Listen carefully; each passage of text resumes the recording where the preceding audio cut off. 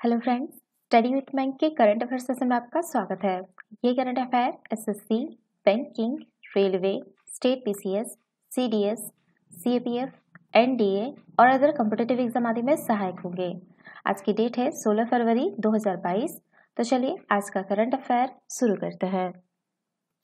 आज का पहला प्रश्न है, हाल ही में भारत ने संयुक्त राष्ट्र विश्व खाद्य कार्यक्रम के साथ कितने मीट्रिक टन गेहूं के वितरण हेतु एक समझौते पर हस्ताक्षर किए हैं, जिसे मानवीय सहायता के हिस्से के रूप में अफगानिस्तान भेजा जाएगा?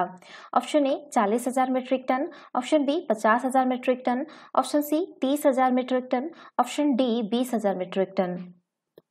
देखिए, हाल ही में भारत ने संयुक्त राष्ट्र विश्व खाद्य कार्यक्रम के साथ 50,000 मीट्रिक टन गेहूं के वितरण हेतु एक समझौते पर हस्ताक्षर किए हैं, जिसे मानवीय सहायता के हिस्से के रूप में अफगानिस्तान भेजा जाएगा। इससे पूर्व अफगानिस्तान पर दिल्ली क्षेत्रीय सुरक्षा वार्ता आयोजित की गई थी। साल 2020 में भारत ने कोविड-19 चुनौती से निपटने के लिए 20 टन से अधिक दवाएं, अन्य उपकरण और 75,000 टन गेहूं अफगानिस्तान भेजा था। तो इसका जो सही आंसर होगा वो होगा आपका ऑप्शन बी 50,000 मीट्रिक टन। चलिए नेक्स्ट क्वेश्चन पे चलते हैं। क्वेश्चन नंबर सेकंड है, रूस और किस देश के बीच बढ़ते तनाव को देखते हुए भारतीय दूतावास ने भारतीय नागरिकों के लिए एडवाइजरी जारी की है? Option A Ukraine, option B Nepal, option C चीन, ऑप्शन डी अमेरिका। देखिए, रूस और यूक्रेन के बीच बढ़ते तनाव को देखते हुए भारतीय दूतावास ने भारतीय नागरिकों के लिए एडवाइजरी जारी की है। दूतावास ने यूक्रेन में रह रहे भारतीयों, खासकर छात्रों से कहा है कि वो अस्थायी रूप से देश छोड़ दे। यूक्रेन में फिलहाल करीब 20,000 से अधिक भारतीय हैं। दूतावास ने कहा है कि जिन छात्रों का रहना यहाँ जरूरी नहीं है वो यूक्रेन छोड़ दे। भारतीयों को यह सलाह दी जाती है कि वो यूक्रेन की गैर जरूरी यात्रा टाल दे। तो इसका जो सही आंसर होगा वो होगा आपका ऑप्शन ए यूक्रेन। चलिए नेक्स्ट क्वेश्चन पे चलते हैं। क्वेश्चन नंबर थर्ड है, हाल ही में किस देश की प्रशासन ने लंबे समय से प्रतीक्षित अपनी इंडो पैसिफिक रणनीति की घोषणा की है? Option A Nepal, option B रूस, option C America, option D Japan. देखिए, हाल ही में अमेरिकी प्रशासन ने लंबे समय से प्रतीक्षित अपनी इंडो पैसिफिक रणनीति की घोषणा की है। यह दस्तावेज इंडो पैसिफिक क्षेत्र में चुनौतियों से निपटने हेतु सामूहिक क्षमता के निर्माण पर ध्यान केंद्रित करता है। इससे पहले यूरोपीय संघ ने घोषणा की थी कि वो इस क्षेत्र की स्थिरता, सुरक्षा, समृद्धि एवं सतत विकास में योगदान देने के उद्देश्य से हिंद प्रशांत में अपने रणनीतिक फोकस, उपस्थिति एवं कार्यों को सुदृढ़ करेगा। तो इसका जो सही आंसर होगा वो होगा आपका ऑप्शन सी अमेरिका। चलिए नेक्स्ट क्वेश्चन पे चलता है। क्वेश्चन नंबर 4 है, हाल ही में क्वाड समूह जो कि आपका भारत, अमेरिका, ऑस्ट्रेलिया और किस देश के विदेश मंत्रियों की चौथी बैठक ऑस्ट्रेलिया के मेलबर्न में आयोजित हुई? Option A Nepal, option B Pakistan, option C Iraq, option D Japan. देखिए, हाल ही में क्वाड समूह जिसमें आपका भारत, अमेरिका, ऑस्ट्रेलिया और जापान शामिल है कि विदेश मंत्रियों की चौथी बैठक जो है वो आपका ऑस्ट्रेलिया के मेलबर्न में आयोजित हुई। ये बैठक जो है यूक्रेन को लेकर रूस और उत्तरी अंटार्कटिक संधि संगठन यानी नाटो देशों के बीच बढ़ते तनाव, अफगान संकट तथा भारत प्रशांत क्षेत्र में चीन द्वारा अतिक्रमण की बढ़ती चिंताओं के बीच आयोजित की गई थी। चतुर्भुज सुरक्षा संवाद अर्थात क्वाड, जिसमें आपका भारत, अमेरिका, जापान और ऑस्ट्रेलिया के बीच जो है अनौपचारिक रणनीतिक वार्ता मंच है। तो इसका जो सही आंसर होगा वो होगा आपका ऑप्शन डी जापान। चलिए नेक्स्ट क्वेश्चन पे चलते हैं। क्वेश्चन नंबर 5 है, राष्ट्रीय उत्पादकता दिवस यानी नेशनल प्रोडक्टिविटी डे निम्न में से किस दिन मनाया जाता है? Option A 10 March, option B है आपका 12 फरवरी, ऑप्शन सी है आपका 18 अगस्त, ऑप्शन डी 25 मई।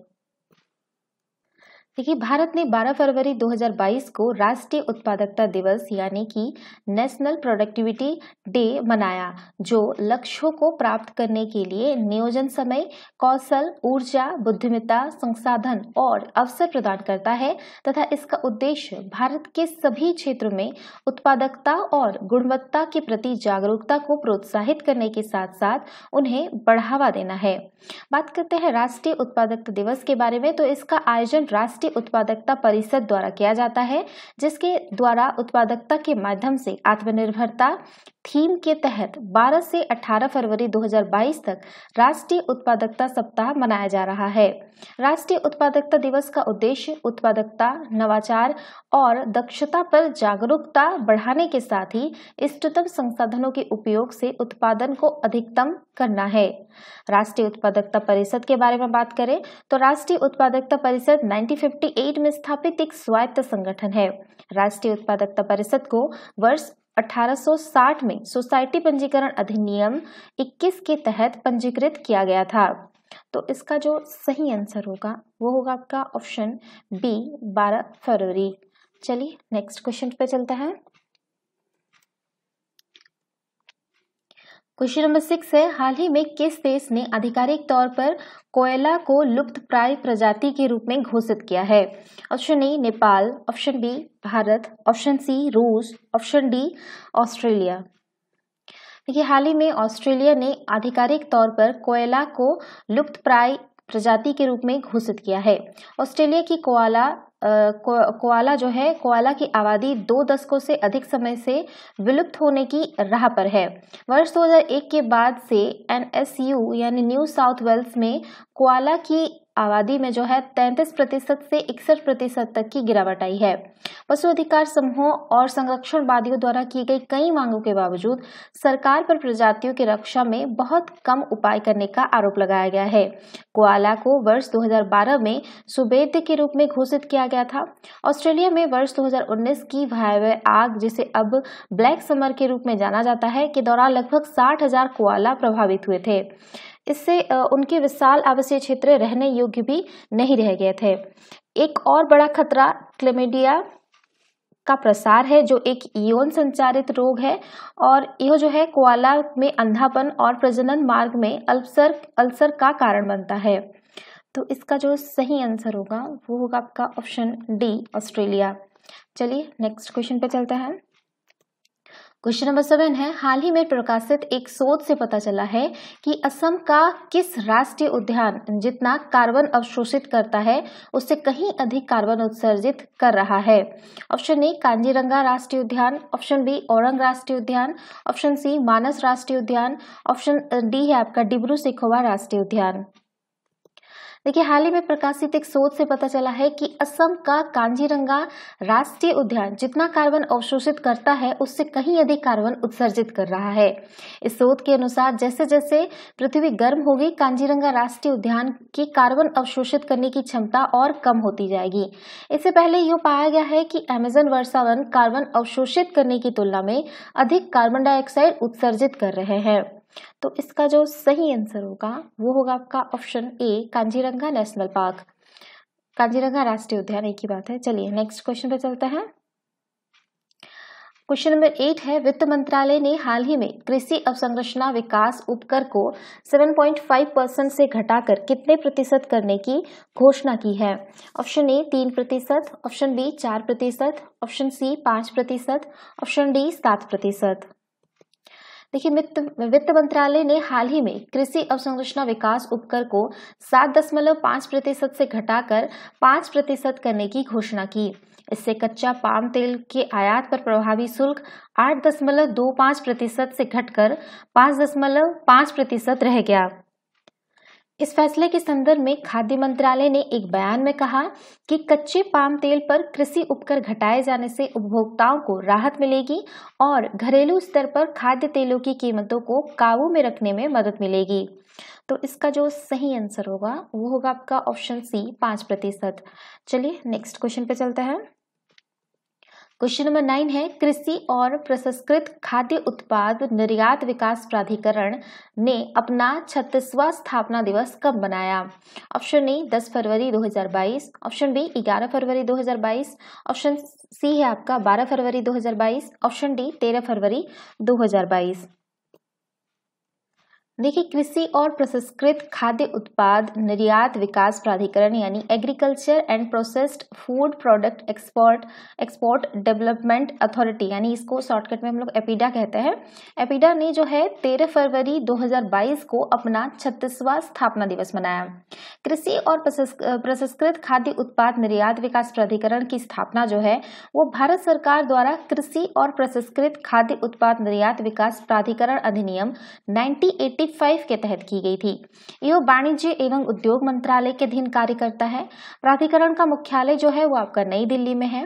प्राधिकरण ने संसाधित खाद्य निर्यात प्रोत्साहन परिषद का स्थान लिया। यह निर्यात के लिए अनुसूचित उत्पादों से संबंधित उद्योगों के विकास का कार्य देखता है।